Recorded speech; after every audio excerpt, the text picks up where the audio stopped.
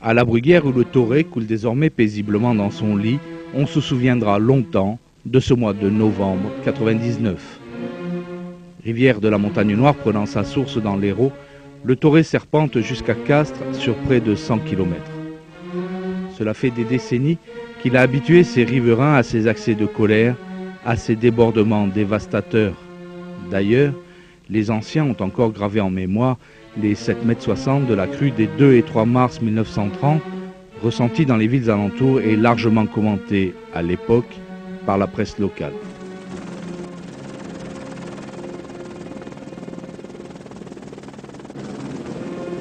Les 12 et 13 novembre dernier, les fortes précipitations enregistrées sur la montagne noient une grande partie de l'Aude, de l'Hérault, des Pyrénées-Orientales, mais aussi du Tarn.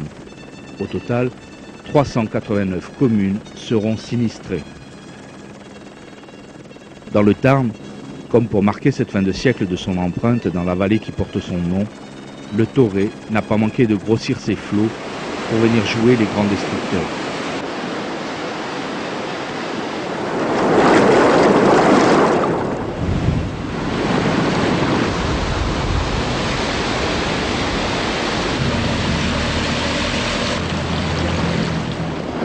À la Bruyère, c'est dans la nuit que le cauchemar a commencé. En peu de temps, des torrents d'eau et des vagues de boue envahissent les riverains du Toré. Devant ce danger annoncé par 2 bulletins d'alerte de Météo France, les premiers secours s'organisent. Une cellule de crise se met en place autour du maire, de la gendarmerie, de l'armée, mais également des sapeurs-pompiers.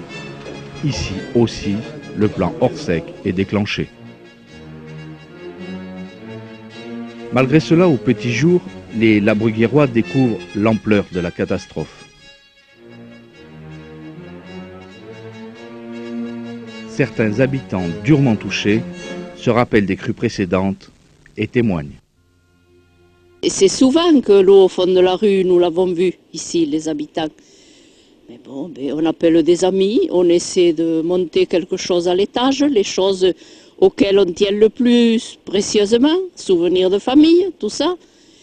Et puis nous partons à 1h30 du matin, nous partons chez elle, qui habite quand même la Bruyère. Et puis après, alors le lendemain matin, une de ses amies la réveille, tu sais, l'eau elle est prête à passer sous le pont.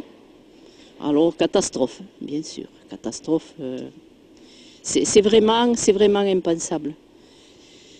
Ça fait peur, ça fait très peur, ça fait 3 fois que je le vis dans cette maison. Je vous dirais que plusieurs fois, j'ai fait la valise avec les papiers, le vélo dehors, prêt à partir chez des amis pour essayer de sauver ce qui pouvait l'être. Et puis non, allez, on nous encourageait. Je l'ai vu plusieurs fois dans le jardin, arriver au pas de la porte, mais elle repartait.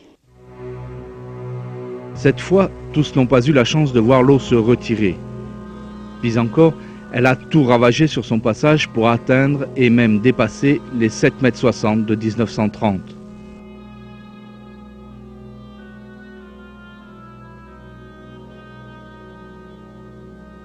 À l'autre bout de la rue des Usines, chez les commerçants, le constat est identique.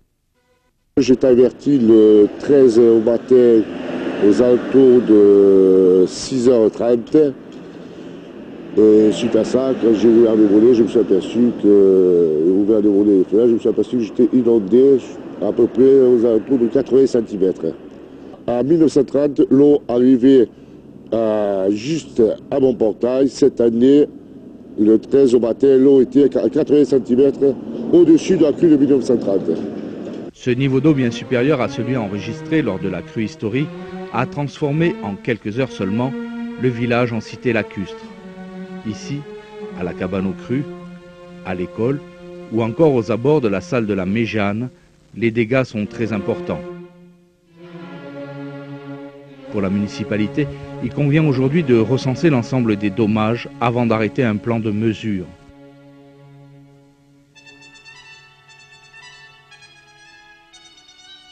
Pour certains, le coup est plus dur encore. Un déménagement dans l'urgence pour cause d'entreprises dévastées par les flots ajoute à la détresse ressentie par la disparition d'un stock en grande partie englouti par la rivière. Dans le dépôt, l'eau est montée jusqu'à 4 mètres de hauteur.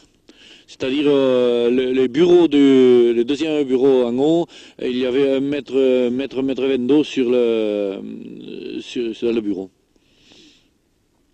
Et alors tout est parti, tout a éclaté, les portails sont partis, sont entr'ouverts, la marchandise a commencé à partir dans la rivière avec le courant. Je pense que c'était aux alentours de 7 heures que l'eau était au maximum. Et après, c'est resté un petit moment comme ça, puis c'est de suite redescendu, mais elle est restée un bon moment à cette hauteur-là. Je crois qu'il y a eu beaucoup quand même de dégâts, évidemment, on a vu passer beaucoup de choses. J'ai ma citerne qui est partie, ma citerne à carburant qui est partie, qui m'a démonté un bâtiment en partant. Par contre, j'ai récupéré une citerne où tout le monde se souvient qu'elle était sur le pont. Elle a vu passer sur le pont, ils avaient même essayé de la sortir et puis je l'ai récupérée dans mon terrain. Le Toré, emportant tout sur son passage, est arrivé tel un raz-de-marée aux abords de la grande surface de la ville, engendrant ici encore d'innombrables dégâts à l'extérieur comme à l'intérieur. Quand on a réussi à ouvrir, c'est là qu'on a constaté l'étendue de la catastrophe, avec évidemment tout cassé, quoi, hein, au niveau du froid, bien sûr, de la marchandise, de nos bureaux. Enfin, les caisses, tout était sans dessus-dessous, inondé de saleté, de boue, de gravats, tout était encassé. On a eu à peu près 2 millions de stock de marchandises à mettre à la benne, ainsi que tout notre matériel de travail, c'est-à-dire à peu près 6,5 millions de francs de matériel détruit. Une fois le choc passé et le constat pris avec les compagnies d'assurance, il faut penser au redémarrage du magasin.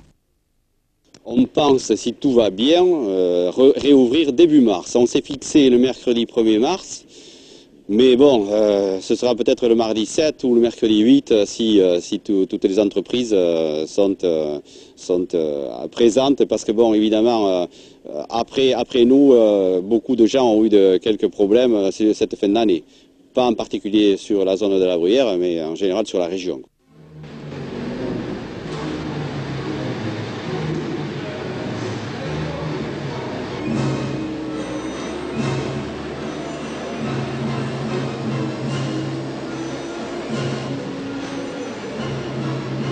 Signe des temps, l'ampleur de cette catastrophe a déclenché auprès des populations un vaste élan de solidarité auquel les parachutistes de Castres ont largement participé, mettant sur le terrain hommes et matériels nécessaires à la sécurité des sinistrés.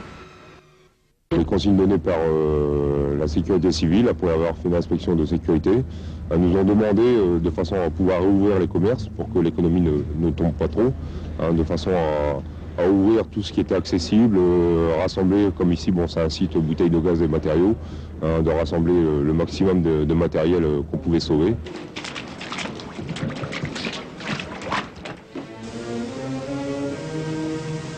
La Bruguière a les pieds dans la boue. L'heure est aujourd'hui au grand nettoyage. Un travail colossal démarre. Il nécessite lui aussi de grands moyens et de nombreux bras. Note positive dans ces paysages de désolation, la solidarité n'est pas un vain mot. Les différences sociales et culturelles sont ici gommées et personne n'oublie ceux qui ont faim. Peu de temps après la catastrophe, tous œuvrent pour le bien commun et pensent à l'avenir. Aujourd'hui, 2 mois et demi après ces inondations, le préfet du Tarn fait le tour des communes les plus touchées. Il s'agit de constater le plan de mesures arrêté, mais aussi d'envisager avec la municipalité et l'ensemble des intervenants ce qui reste encore à faire. Malgré l'ampleur de la tâche, il n'est pas question pour l'heure d'accélérer la mise en place du plan de prévention des risques. Un coup d'accélérateur, je ne pense pas, parce que le travail est déjà largement engagé. Vous savez que ce sont des dossiers importants qu'il faut traiter sérieusement.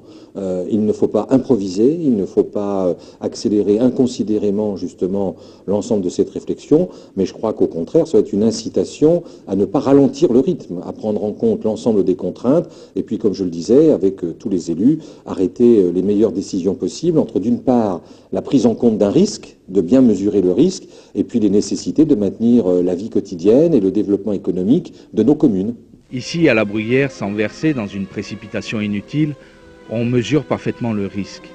Et si le Toré a retrouvé son calme, en revanche, on s'inquiète sur la fragilité de ses rives.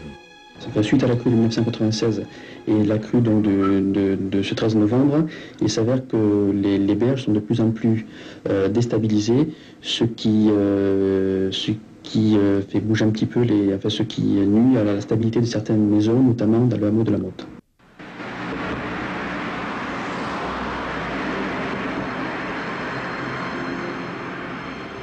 Pas question pour l'instant de parler d'expropriation pour les riverains. Mais le long de cette rivière versatile, les élus tirent les conclusions qui s'imposent et ceux de la Bruyère ont intégré dans la révision du plan d'occupation des sols en cours le phénomène des dernières crues. En fait, nous avons deux procédures en cours. La première concerne la révision du POS, procédure très avancée puisque nous avons délibéré le 16 décembre dernier en intégrant à l'intérieur du dossier approuvé par le conseil municipal, nous avons intégré l'emprise, l'amplitude de la crue du 13 novembre dernier. La deuxième procédure est lancée par l'État. Elle concerne le plan de prévention de risques. Elle s'appuie sur les communes touchées par les inondations du 13 novembre depuis la Bastide jusqu'à la Bruyère. Concernant la Bruyère, nous avons déjà l'étude lancée sur le terrain et nous irons à la concertation de la population au printemps prochain pour une enquête publique qui se déroulera à l'automne 2000.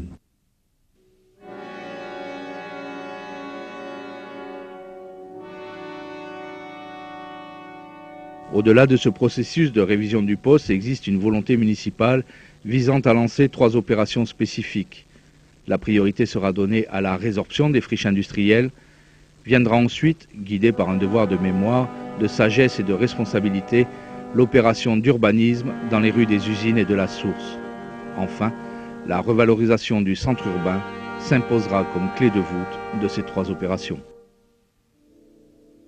Nous avions des activités liées à l'eau installées à ces endroits au début du siècle.